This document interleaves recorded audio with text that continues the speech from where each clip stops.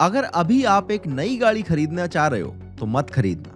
मैं समझाता हूँ क्यों। नितिन गडकरी जी को भारत के one of the best politician और मिनिस्टर्स में गिना जाता है, लेकिन मेरे हिसाब से इनकी ट्रांसपोर्ट पॉलिसी आम आदमी के लिए काफी कॉस्टली साबित हो रही है। 2020 में सरकार BS6 नॉर्म लेके आई थी, जो ऑलरेडी यूरोपियन स्टैंडर्ड के इक्वल है। इस बात को 5 साल हो चुके हैं। कार ब्रांड्स अभी भी अडेप्ट कर ही रहे हैं, लेकिन गवर्नमेंट ऑलरेडी BS7 लाने की तैयारी कर चुकी है। 2023 में सरकार E20 से रिलेटेड रूल लेकर आई थी, जिसमें उन्होंने कहा था कि 2030 तक पेट्रोल में E20 मिलाना मैंडेटरी हो जाएगा। E20 का मतलब है 20% इथेनॉल जो पेट्रोल में मिलाया जाता है। इससे कार्बन एमिशन कम होता है और सरकार को भी कम पेट्रोल इंपोर्ट करना पड़ता है। 2022-23 में इसकी वजह से ऑलरेडी सरकार को 24,000 करोड़ का फायदा हो चुका है। अभी जो पेट्रोल मिलता है वो मोस्टली E10 वाला होता है, यानी कि 10% इथेनॉल उसमें मिला रहता है। लेकिन अब सरकार का ये कहना है कि इसी साल से E20 की ब्लेंडिंग को मैंडेटरी कर दिया जाएगा। इस E20 फ्यूल की वजह से व्हीकल ओनर्स और कार मैन्युफैक्चरर्स को काफी नुकसान होने वाला है, क्योंकि E20 वाले पेट्रोल से एक तो कार की माइलेज कम होती है और दूसरा उसका इंजन और पाइप्स भी खराब होते हैं। इसका रीजन ये है कि 2022 से पहले जितने भी व्हीकल भारत में बनते थे वो E10 के लिए कंपैटिबल थे, यानी सिर्फ 10% इथेनॉल मिक्सचर के लिए। 2023 में सरकार ने E20 इंट्रोड्यूस किया था, जिसके बाद से कार ब्रांड्स नए व्हीकल्स में E20 को कंपैटिबल करने लगे थे। अब सरकार कह रही है कि 2030 तक E30 का टारगेट भी अचीव करना है। यानी अगर आपने 2022 में सिर्फ 2 साल पहले एक पेट्रोल व्हीकल खरीदा है तो आपको E20 की वजह से तो सफर करना ही पड़ रहा है। जिन लोगों ने नया E20 वाला व्हीकल खरीद रखा है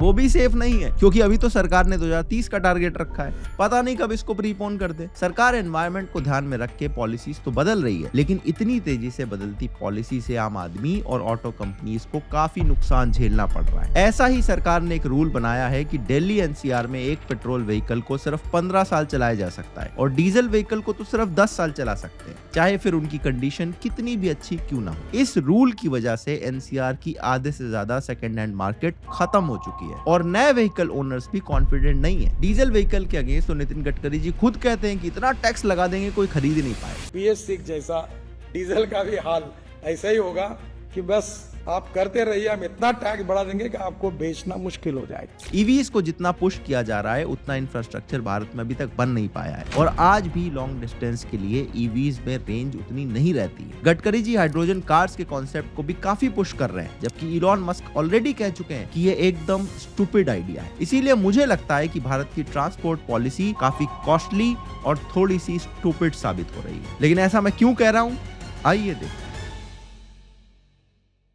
सबसे पहले एमिशन नॉर्म्स की बात कर लेते हैं। आप सभी ने BS4, BS6 इन सब का नाम सुना होगा। BS का मतलब होता है भारत स्टेज। व्हीकल्स में जो पॉल्यूशन इमिट होता है उसे चेक करने के लिए सभी देश कोई ना कोई एमिशन स्टैंडर्ड फॉलो करते हैं। ऐसे ही भारत में भारत स्टेज एमिशन स्टैंडर्ड को फॉलो किया जाता है। हमारा जो भारत स्टेज है ये यूरो नॉर्म्स के इक्विवेलेंट समझा जाता है, यानी कि यूरोप में जो एमिशन नॉर्म फॉलो हो रहे हैं उसी के स्टैंडर्ड पर हमारा भारत स्टेज भी बेस्ड रहता है। 2016 में भारत ने डिसाइड करा कि BS4 से BS5 में जाने की बजाय 2020 में सीधा BS6 को इंप्लीमेंट किया जाएगा। BS4, 5, 6 बेसिकली पॉल्यूटेंट्स का इसमें डिफरेंस रहता है। एक पेट्रोल या डीजल से चलने वाला व्हीकल हवा में carbon dioxide, carbon monoxide, nitrogen oxide और पार्टिकुलेट मैटर को एमिट करता है। तो BS4, 5, 6 में अलग अलग स्टैंडर्ड सेट होते हैं कि कौन से स्टेज में कितना एमिशन अलाउड है। ये मेनली फ्यूल और इंजन से रिलेटेड होता है। जैसे जो BS6 का डीजल व्हीकल है वो BS4 के कंपैरिजन में 82% कम पार्टिकुलेट मैटर को प्रोड्यूस करता है। इसमें नाइट्रोजन ऑक्साइड की एमिशन BS4 के कंपैरिजन में 70% तक कम हो जाती है। अब एनवायरनमेंट को देखते हुए तो ये अच्छा कॉन्सेप्ट है। गवर्नमेंट व्हीकल से होने वाले पोल्यूशन को कम करने की लगातार कोशिश कर रही है, लेकिन इसकी एक इकोनॉमिक कॉस्ट भी होती है। BS स्टैंडर्ड को इंप्लीमेंट करने के लिए ऑयल कंपनीज और ऑटो मैन्युफैक्चरर्स दोनों को ही ज्यादा इन्वेस्टमेंट करनी पड़ती है, जिससे प्रोडक्शन कॉस्ट लगातार बढ़ती जाती है, जो इवेंचुअली कंज्यूमर की जेब से निकाली जाती है। जैसे लास्ट टाइम जब BS6 इंप्लीमेंट हुआ था तब मैन्युफैक्चरर्स ने व्हीकल्स के प्राइसेस बढ़ा दिए थे। अब मैं ये नहीं कह रहा हूं कि सरकार को पॉल्यूशन के अगेंस्ट स्टेप नहीं उठाने चाहिए। मेरा पॉइंट ये है कि इतने ज्यादा सडन पॉलिसी चेंजेस से बिजनेसेस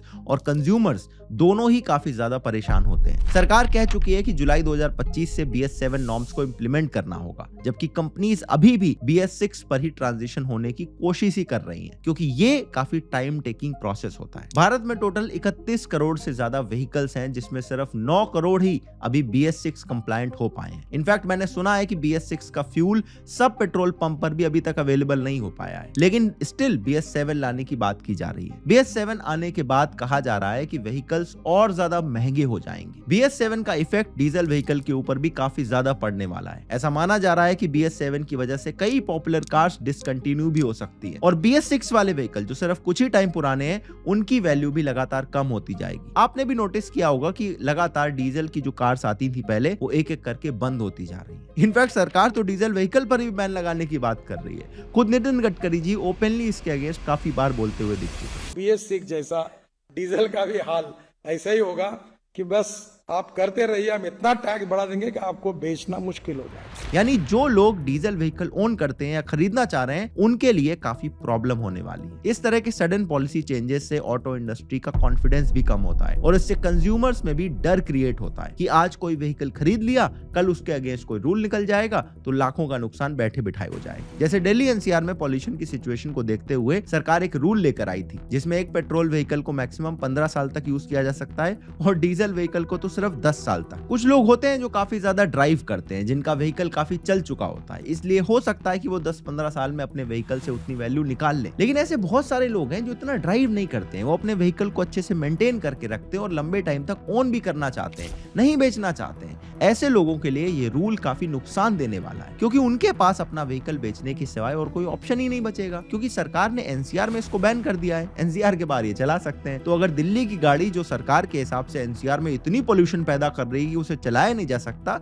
वो जयपुर में खुलेआम चल सकती है। पूरे भारत के अंदर पोल्यूशन तो एक जैसी प्रॉब्लम है, या तो सब जगह रूल लगना चाहिए या तो फिर कहीं भी नहीं लगना चाहिए। अब इसका सोल्यूशन बड़ा सिंपल सा है। आइडियली व्हीकल की अगर 10 या 15 साल की एज पूरी हो चुकी है तो उसका एक इंस्पेक्शन करवा लो। अगर उसकी कंडीशन ठीक निकलती है तो उसे री रजिस्टर कर दो। कई स्टेट में ऐसा रूल है, लेकिन फॉलो नहीं होता है, और मोस्टली व्हीकल्स को स्क्रैप ही करना पड़ता है। पुराने व्हीकल्स को देखकर कई बार ट्रैफिक पुलिस वाले भी काफी दिक्कत पैदा करते हैं। अभी जब दिल्ली में जब पोल्यूशन बढ़ता है और ग्रैप वाले रूल लगते हैं और उसमें BS4 अगर अलाउ नहीं है, लेके आप निकल जाओ, 20,000 का चालान सरकार ठोक देती है। और ये रूल भी ऐसे इंप्लीमेंट होता है कि एक रात पहले नोटिफिकेशन आ जाएगी। अब आप बिना चेक करे सुबह सुबह गाड़ी लेके ऑफिस निकल गए, पुलिस वाले ने तुरंत आपको 20,000 का चालान थमा दिया। अगर आप अपने व्हीकल को बेचना भी चाहो तो ये रूल पूरे NCR में है, इसलिए NCR में कोई भी ऐसा व्हीकल आप बेच ही नहीं पाओगे। यानी अपनी सेकंड हैंड मार्केट को आपने पूरी तरह से खत्म करके रख दिया है। विंटेज कार्स भी दिल्ली में बहुत टाइम तक अलाउड ही नहीं थी। कुछ महीने पहले ही दिल्ली में इनकी रजिस्ट्रेशन को अलाउ किया गया है। लेकिन जो नॉर्मल कार्स हैं उनको 10-15 साल के बाद या तो किसी और स्टेट में आपको मजबूरन बेचना पड़ेगा,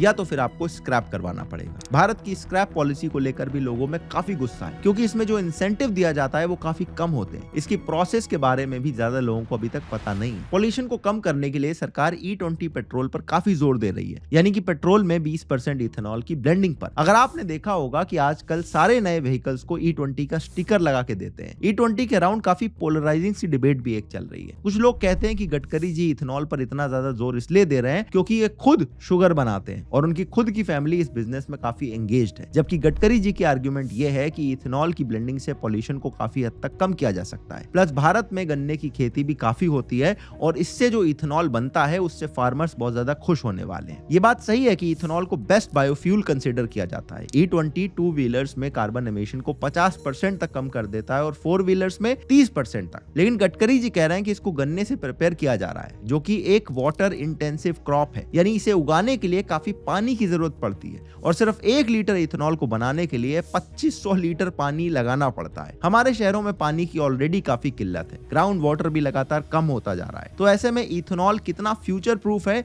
इस पर एक बहुत बड़ा सवालिया निशान पैदा होता है। इससे भी बड़ा इशू ये है कि E20 फ्यूल की वजह से व्हीकल की माइलेज पर काफी असर पड़ता है। कुछ लोगों ने नोटिस किया है कि इसकी वजह से उनके व्हीकल की माइलेज 20% तक कम हो जाती है, यानी कि उनको ज्यादा फ्यूल भरवाना पड़ता है। तो इससे एनवायरनमेंट का ओवरऑल फायदा होगा या नुकसान, ये आप खुद सोच सकते हो। दूसरा, जो व्हीकल E20 और BS6 कंपैटिबल नहीं है, उन व्हीकल्स के फ्यूल पाइप्स और कुछ इंटरनल पार्ट्स में इसकी वजह से प्रॉब्लम आ रही है। खुद ऑटो ब्रांड्स कह रहे हैं कि अगर आपने पुराने व्हीकल में E20 यूज किया तो फ्यूल पाइप में जंग लगने के पूरे चांसेस हैं। प्लस E20 वाले व्हीकल्स जो होते हैं वो ज्यादा महंगे भी होते हैं। लोगों का ये कहना है कि अगर आप पेट्रोल में 20% इथेनॉल मिला रहे हो तो इसका प्राइस भी तो सस्ता होना चाहिए फिर। लेकिन E20 वाले पेट्रोल का प्राइस E10 वाले पेट्रोल जितना ही महंगा है, यानी कि लोगों को एनवायरनमेंट के सिवाय इसका कोई डायरेक्ट फायदा नजर नहीं आ रहा है। और अब सरकार कह रही है कि 2030 तक E30 का टारगेट भी अचीव करना है, यानी एक बार फिर से व्हीकल्स की कॉस्ट बढ़ने वाली है और E20 वाले व्हीकल सडनली पुराने कंसीडर होने लग जाएंगे,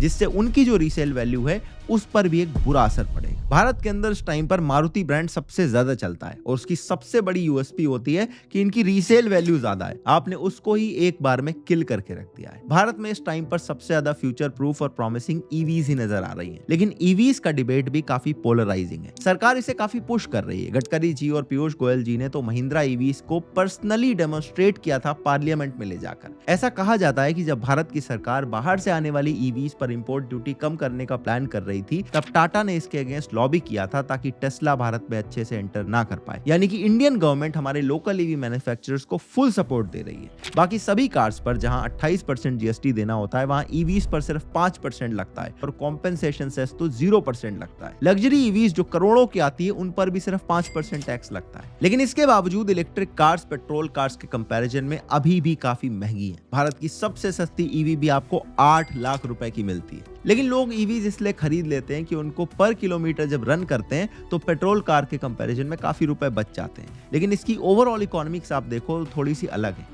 मेरे हिसाब से भारत में ईवीज अभी उतनी प्रैक्टिकल नहीं है और इसके बहुत सारे रीजन हैं। जैसे कि लॉन्ग डिस्टेंस के लिए आज भी ईवीज रिलायबल नहीं है, क्योंकि एक तो ईवीज की रेंज उतनी ज्यादा नहीं होती और दूसरा इनका चार्जिंग इंफ्रास्ट्रक्चर अभी भी भारत में काफी वीक है। इसीलिए ईवीज मोस्टली वही लोग प्रेफर करते हैं जिनको सिटी में ड्राइव करना होता है और रोज घर से ऑफिस में अप डाउन करना होता है। ईवीज को चार्ज करने के लिए आपको घर में एक स्पेस चाहिए, जबकि भारत में मोस्टली लोग अपनी गाड़ियां घर के बाहर खड़ी करते हैं। घर में इतना स्पेस होता ही नहीं है। घर में चार्जिंग छोड़ो, पार्किंग का स्पेस नहीं होता है। सेकेंडली, जो लोग पतली गलियों में रहते हैं, वहां पर लोग अपनी पेट्रोल या डीजल या सीएनजी वाली गाड़ियों को तो कहीं दूर पार्किंग में जाके खड़ी करते हैं। लेकिन ईवीज के साथ ये पॉसिबल नहीं हो पाएगा, क्योंकि चार्ज वहां पर कैसे कर पाओगे। इसकी चार्जिंग के साथ एक और प्रैक्टिकल प्रॉब्लम है कि इलेक्ट्रिक कार्स को चार्ज करने के लिए अच्छी खासी यूनिट बिजली की जाती है। भारत में स्लैब के हिसाब से इलेक्ट्रिसिटी यूनिट पर जो चार्जेस हैं वो बढ़ते जाते हैं। तो होगा ये कि या तो मीटर पर लोड बढ़ता जाएगा और आपको ज्यादा चार्जेस देने पड़ेंगे, या फिर अलग से आपको इसके लिए एक मीटर इंस्टॉल करना पड़ेगा। फिर चार्जिंग के साथ एक और प्रॉब्लम ये भी है कि ईवीज को चार्ज करने में काफी टाइम लग जाता है। बाहर चार्जिंग स्टेशन पर भी ये काफी बड़ा इशू आता है। पहली बात तो इतने स्टेशन ही आपको नहीं मिलते,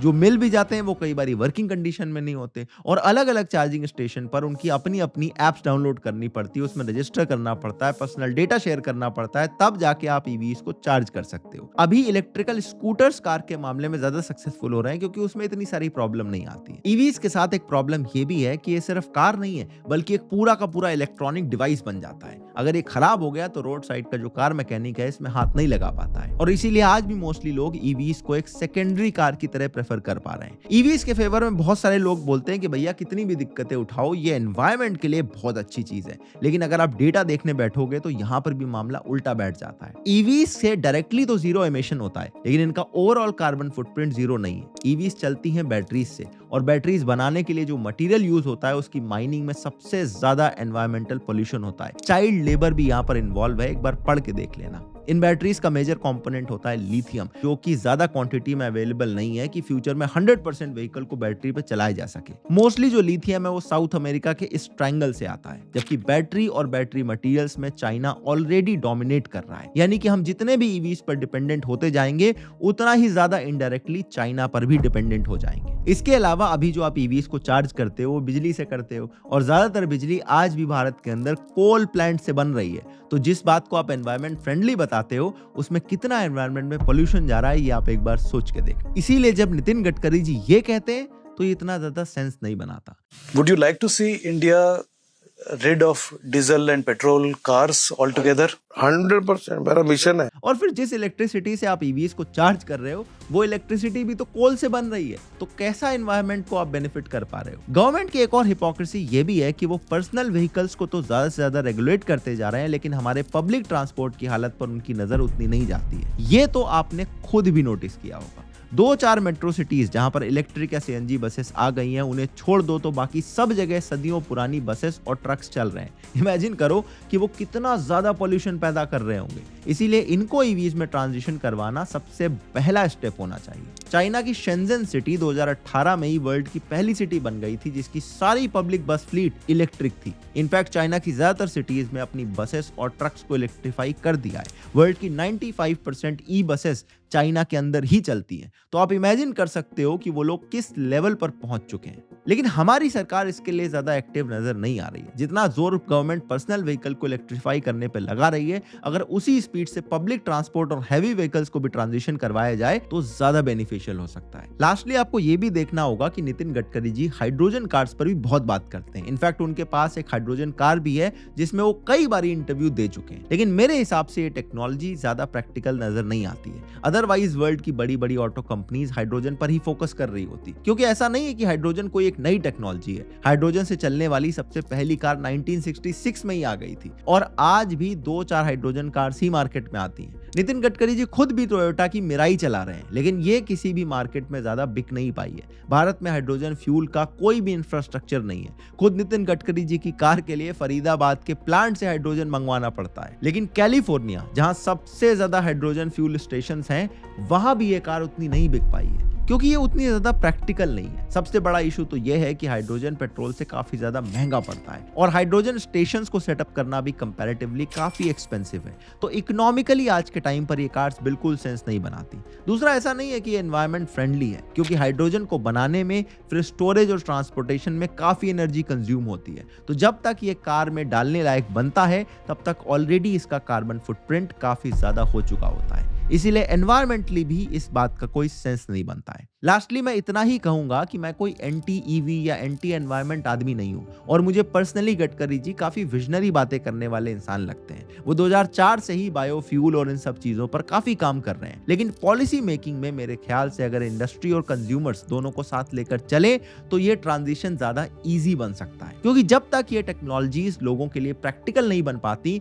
तब तक आप एनवायरमेंट के नाम पर कितनी भी पॉलिसीज क्यों ना बना लो, पब्लिक इनिशिएटिव नहीं दिखाएगी। भारत में ईवी रेवोल्यूशन आ रहा है, लेकिन ये एक टाइम टेकिंग प्रोसेस है। इसको आप फास्ट फॉरवर्ड करने की कोशिश करोगे तो मार्केट सेंटिमेंट खराब होगा। इसीलिए let the market forces decide what's working best for them.